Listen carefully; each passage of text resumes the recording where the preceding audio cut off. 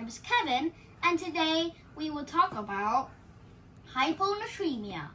First, before I tell you what hyponatremia means, let's get into the cycle of water when you drink water.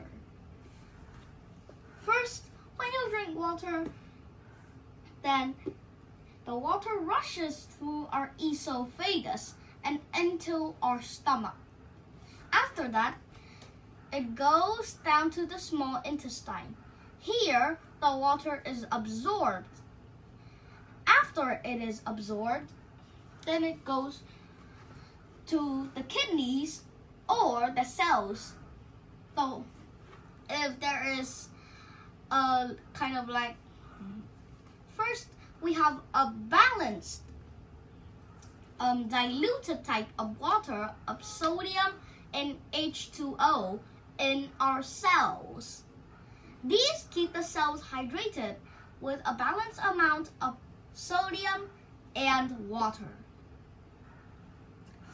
And the rest of the water, there is an unbalanced amount, kind of like a little bit, then that waste mixed with urine and other wastes are put into the kidney, kind of like a filtration system.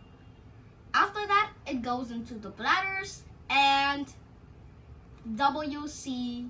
I don't want to tell the part about it anymore.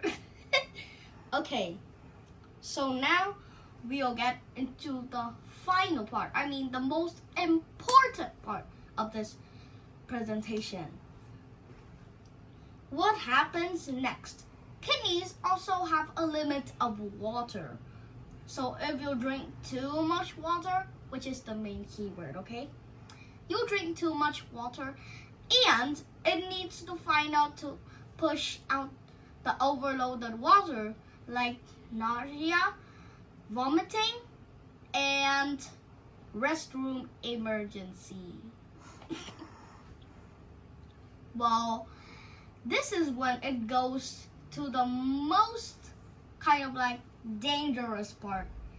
If you can't get rid of those water, you get hyponatremia, which also means water intoxification. I mean water intoxication. Okay? So now you know. If you drink too much water, you'll get hyponatremia because you don't have an unbalanced amount of sodium and water in your cells and they can't be put away. So next, but in hyponatremia, if there's too much water, for example, now you have a glass of water. You put kind of like salt into it. Mix. Okay, you drink it. It's a bit salty, right? So now add more water into the mixture. It is less salty. So more. So if there are too much water in our cells, then when it mixes with sodium, the sodium is way too diluted and it's kind of like, it's less salty, to make it more simple. Well, because it's more salty, cells swell up to swallow all the water outside so it could take as much sodium as it can. For most muscle and organ cells, this is normal because with its fat around and its flexible cell membrane, it could easily inflate like a balloon. But although all cells are like that, there is one problem. Next, we're going to talk about the worst, the brain cells. You know, just like I said, when you get hyponatremia, the cells will swell up. But inside the skull, the cells can't swell up more. Kind of like you put mice in a box. You feed them every day, okay? That is really okay. But when the mice get fatter and they don't fill into the box, they have to get outside. Although in hyponatremia, there is no way of getting outside, and the symptoms finally begin to appear. At first, there might be headaches or nausea, but after more than only 5 hours, things get bad. Absolutely bad. More than 6 or 7 hours goes to brain damage. And you need to go to a hospital, slip in a coma, and if it's not treated well, or if your brain surgery is unsuccessful, then you'll end your life in just less than 10 hours. Oh my goodness. So you saw that it's really bad, right? And getting a brain surgery is the only way, although it could still risk death. So the first way to prevent it is to not get it in the beginning.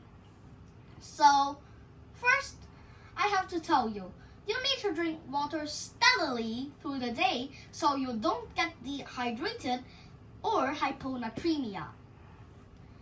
Well, kind of like this is the normal amount that children and adults can drink, which is 2 liters.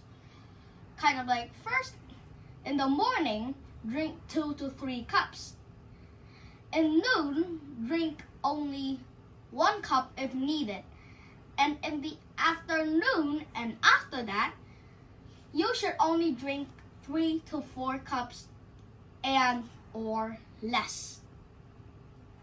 Well, everything must be more than 1 cup of water a day because that will keep you dehydrated. You still need to get hydrated, but not too much. For example, not too much of a good thing is good. So today you'll realize your lesson that you shouldn't drink too much water, and that's the solution that could save your lives. And there are also reports of dogs that get water intoxication too. Not only humans. Dogs get it too. First, I saw on YouTube that there are 2 reports.